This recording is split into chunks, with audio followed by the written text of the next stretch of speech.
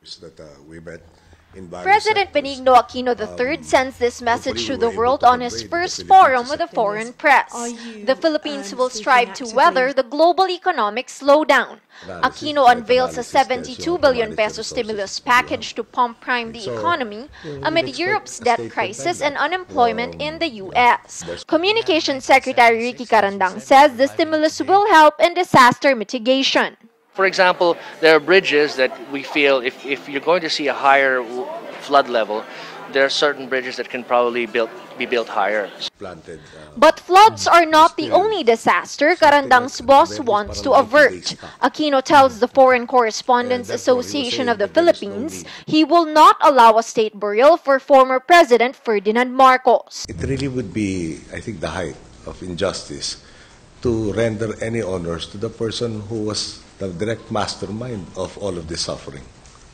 So I think I am not sanctioning, not under my watch, sanctioning a burial for the late President Marcos. But in the tradition of the FOCAP forum, questions are not limited to the global and political, but also include the personal. A reporter asks Aquino, was he playing video games during the Manila hostage crisis? I'm sorry, no. I'm also human. I feel kind of insulted when I'm asked to disprove a non-event. Journalist and blogger Raisa Robles believes her question is fair game. The issue of his playing video games has been tied to the issue of his not doing anything. FOCAP President Curly Linaw is grateful the President agreed to the forum, the first for a chief executive in 5 years. Then President Arroyo refused to meet with foreign journalists after the Hello Garci scandal. But Linaw thinks Aquino could have said more.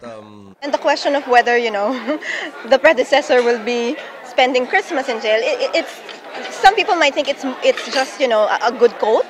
But it's really true. I mean, are they going to file charges that are non-bailable, that are bailable? And of course, there are still questions of whether, the former president would be, healthy enough to face these charges. Aquino says his government will file cases against the Arroyos in November, but refuses to give details.